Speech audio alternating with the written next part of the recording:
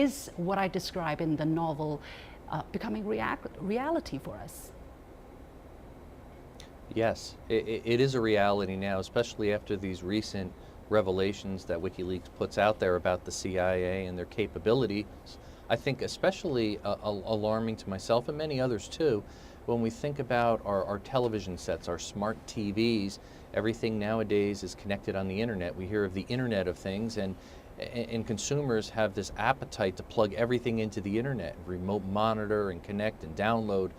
That advanced capability that we now all appreciate and enjoy for convenience of things can actually be used against us. So if the CIA wanted to listen in or spy on us, they could certainly do that without us even realizing it. And that to me was a big revelation. Now, reality is the CIA watching everybody and listening in from our smart devices and smart TVs? No, it's unlikely. It's the fact that they have the capability to do that is what is so concerning, because that kind of steps over into the privacy issue. Rather, what are they really doing with that capability? It's probably targeted individuals that they need to spy on and gain information. That's the difference. Yeah. Some people are saying, they're saying that, look, as you said, the CIA is not going to watch everybody around the world. What they're doing, or what they're aiming to do, is to guarantee security or safety for American citizens. So in case you have some suspicious conversation or information, you can trace that person down so that it doesn't inflict harm on the United States. Does that justify what the CIA is potentially doing here? Well, no, I don't think so. That's probably stepping over. Yes, go ahead if you want, Mr. Schober. I was just going to say briefly, I'm sorry, it seems like they're stepping over when they're saying that. So no, that's not the case. That's beyond the limits there, the capability that they're going to be exploiting and taking on. And in addition, it's sharing that information, the hacking techniques, not just within the government agencies, but more important, the hacking community. That's where now that information is out. That's the bigger concern. They can't control the hackers. So when the hackers have access to this information, which they now do, it's very dangerous for everybody globally. Qingduo, tell us, how concerned are you about this incident, both on a technical and legal sense and on a political sense? Well, I think there is a distinction for people living inside the United States and people living, say, in Beijing or Moscow. People living in the United States, probably the concern is really about privacy, whether there is invasion from the government agencies into our own personal privacy.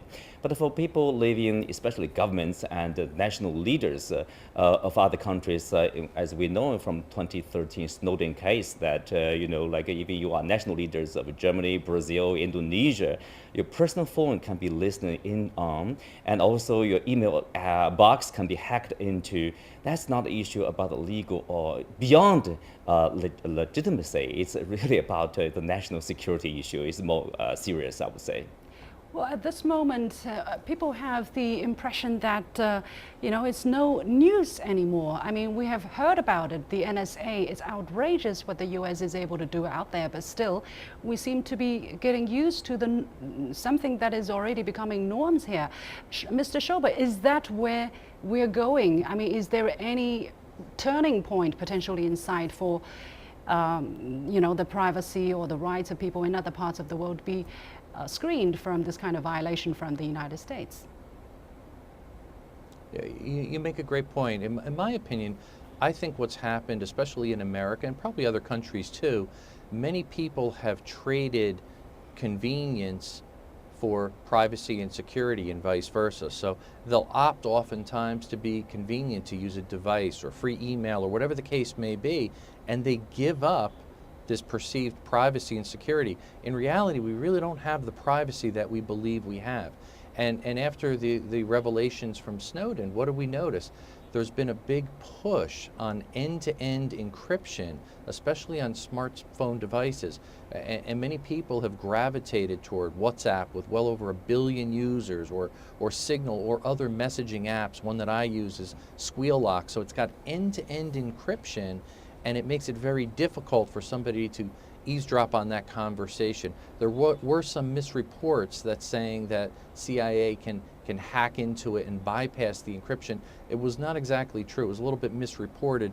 They can place malware, malicious software on smartphones, and what they could do is place what's called a keylogger, and every keystroke that you type in on your smartphone or your mobile device, it could record that, and that's how they could actually get the content.